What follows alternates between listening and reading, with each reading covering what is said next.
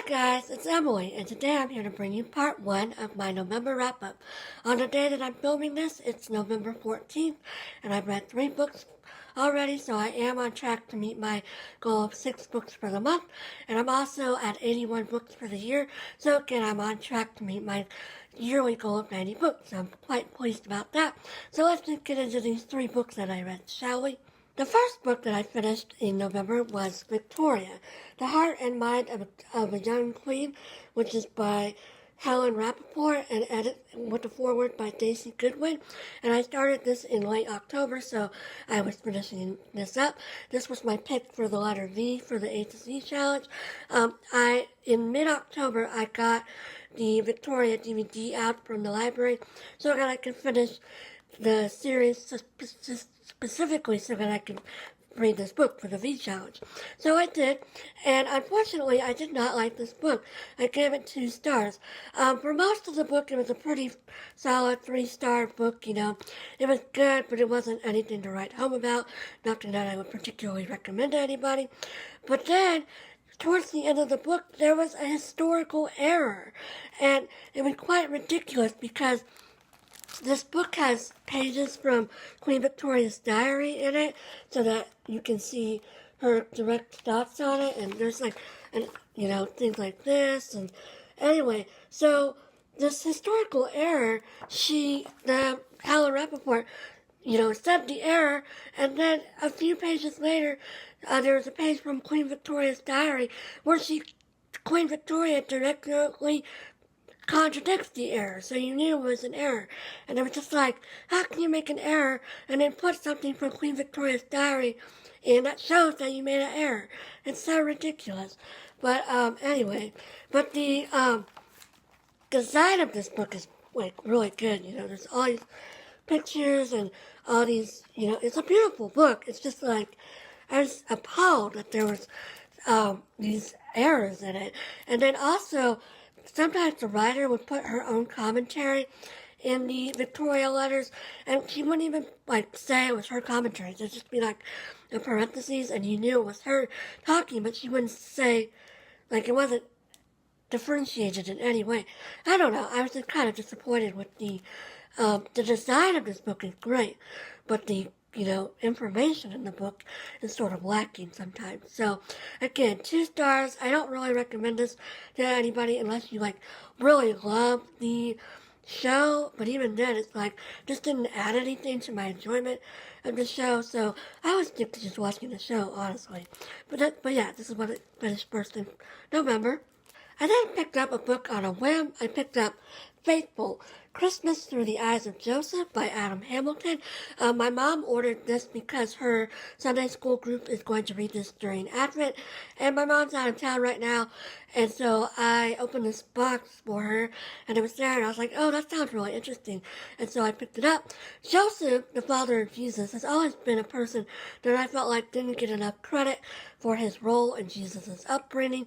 We always highlight Mary in the church, but if you think about it, in the culture that Jesus grew up in, he probably spent a lot more time with his dad than he did with his mom. He probably was at the carpenter shop most days, and he definitely wasn't around the house doing chores with his mom, because of the patriarchal society back then, and, So I always felt like Joseph sort of didn't get credit, and people always dismiss him as Jesus' adoptive father. But, in human adoption, the adoptive father is very important, so I don't see why Joseph should be dismissed. And I really enjoyed this book. I learned a lot, and first of all, did you know that there's a lot of people, both historically and in the present day, who believe that Joseph was a really old widower when he married Mary, and that some people think they never even had sex, and so all of the people mentioned in the Bible as Jesus' siblings were his half-siblings from Joseph's first marriage.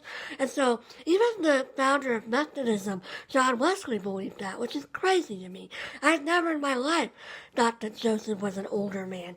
I always thought he was a few years older than Mary, So that was pretty interesting.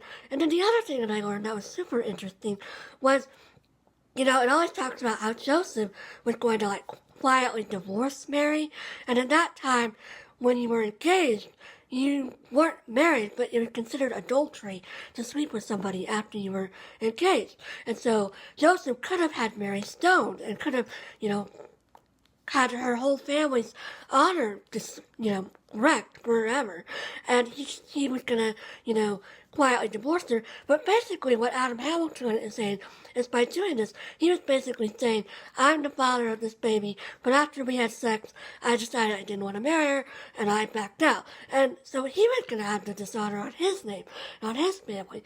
And that just shows what a really great man Joseph was. And there's some other stuff in this book that was really fascinating too, but those two things I was just super interested in. And I would highly recommend this if you are like me and you feel like Joseph gets a bad rap or doesn't get enough credit, or if you're just interested in learning more about Joseph. I found this a fascinating book, and I would highly recommend this for your Christmas reading, either this year or next year or whatever.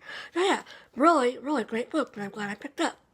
The last book that I finished so far in November was Between You and Me, Confessions of a Comic Queen by Mary Norris. Mary Norris is a longtime copy editor for the New Yorker magazine, and I picked this up sort of on the expectation that this was going to be a memoir of her time at the New Yorker. It was not. I was kind of disappointed. I actually was going to give this book 2 stars for most of the book, and then at the very end of the book, the last 2 chapters were super interesting, and I bumped it up to a 3-star book. So this was a solid read. This is more Mary Norris's.